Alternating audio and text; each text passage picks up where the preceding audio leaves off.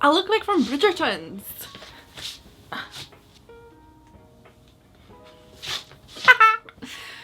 No, but I have my leggings on because I'm just filming. Magic of cinema.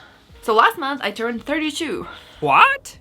And I found out that in the first season of Sex and the City, Carrie was also 32. So my life is only on the first season of Sex and the City. There's so much more to look forward to. The girls had so many good stories and so many things happen to them still. So life is not over. I couldn't help but wonder, are your 30s better than your 20s? Yes. When I was 20, I was a friggin' idiot. Well, yes, technically I'm still an idiot. But the difference is that now I don't give a shit. I mean, less shit, I still have anxiety. But yes, this is my first and the biggest reason why your 30s are better than your 20s. You don't care as much about what other people think about you. And it's so nice and so freeing. Honestly, in my 20s, I was just a ball of anxiety. Well, not all changed that, but I was very anxious what other people were thinking about me. And I thought they were thinking about me constantly. I did everything to please them. Whereas now, I know, people are too self-absorbed to think about you. They think about themselves most of the time. Everyone is just absorbed in their own problems. They don't have time for you.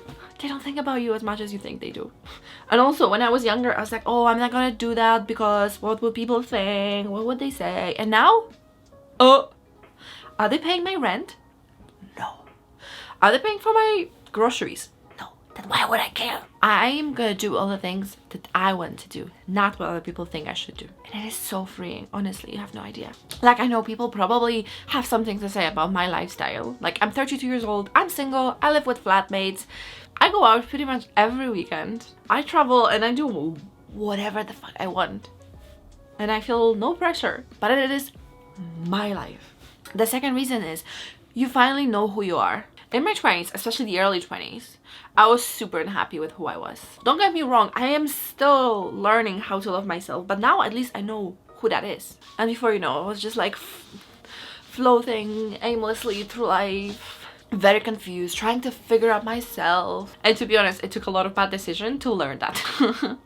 But now, I finally know who I am. I know what I like and I know what I don't like. And I know what I can tolerate and what I can definitely not. I've learned that I need so much time alone and I get overstimulated a lot by other people and situations. And now I don't feel that bad anymore. If I need to step out of a party and go to my room for a moment to ground myself and catch a breath, I will do it. I know myself well enough to know how I'll react to certain things and certain substances. In your 30s, you spend your time with people you actually want to spend your time with. So I don't spend my time meeting with people that I don't really like or enjoy their company. And before, all I wanted is to fit in, to be like. And I was going to these parties with the people that were annoying and I didn't really like them. Just because I wanted to be part of the group. And I wanted to fit in. And I felt like I have to. If I want to be like, not maybe a popular girl, but like with the popular kids. And now I don't give a flying F. I am a busy person and I will meet only people that I really want to meet and that are actually my friends and I enjoy spending time with them. Because in your 30s, you start prioritizing yourself, not other people. And you learn what it is to be a good friend. And you know who's actually adding value to your life. The same with relationships. I think they're generally much better in your 30s because, first of all, like I said, you finally know who you are and you know what you want. But also by that time, you already have had some experience with dating or even being in a relationship. And through heartbreak, you learn a lot. I know I did. I am a little bit of a late bloomer when it comes to that. I actually made a video on that subject. But the past few years, I've learned so much about dating and being in relationships and men. I've learned how I am in those situations and what I need to change. And also what I want and what are the red flags. So I think in general, in your 30s, you're gonna be more self-aware and more aware of what to look for and what is a red flag and what is a deal breaker. And I think in your 30s, you know your body very well and you did some experimenting already, so I think sex is much better. I know this is the opposite of what we would think because the society values youth the most and you know, you're being told that women has an expiry date, that women over 30 are not that desirable. But I honestly look so much better, and so do all my friends. Apart from a little bit of like fine lines somewhere here, I finally know how to do my makeup. I finally know what kind of hairstyle looks good on me. The same with clothes. And I don't know, I can like grow into my face. Like in my 20s, when I was doing my makeup, I didn't do my eyebrows, and I'm naturally blonde, so this is all fake. But yeah, I was wearing like full face of makeup and not my eyebrows. I'm gonna find a picture so you can see. So obviously I look better now, right? Just look at me. Like in my 20s, I was experimenting with fashion, but like in a very bad sense. I didn't know what fit me well, and I was just buying the things that everyone was wearing. But now I know my shape and I know what I look best in, and I can use that to my advantage. So yeah, I definitely feel like I'm in my prime right now. The other thing is you learn how to say no to things. When I was in my early 20s, even if I didn't want to go, when people were going out, I felt like I had to go. And whenever I wanted to stay at home, I felt extremely guilty because, you know, I'm young, I need to do all the things, and I need to explore myself and my sexuality and this and that. But now, no thanks. I really value the days when I'm just staying at home and I can do whatever I want and have a cozy night in with some music and journaling or reading a book or just like binging Netflix the whole night. And I don't feel like I have to be on the go all the time. I can honestly describe my last decade as one big FOMO. If you know what FOMO is, that's a fear of missing out. So you always think that you should be out because something amazing is happening and you need to be there. No. I still go out all the time. I go to parties, I go to bonfires, I even go to raves. But whenever I'm tired, I don't feel guilty about going home. After they close the club, everyone's going to after party and I go to sleep because I know myself well enough that I will feel like shit the next day. Now I kind of prioritize my well-being and just feeling well. I don't drink as much.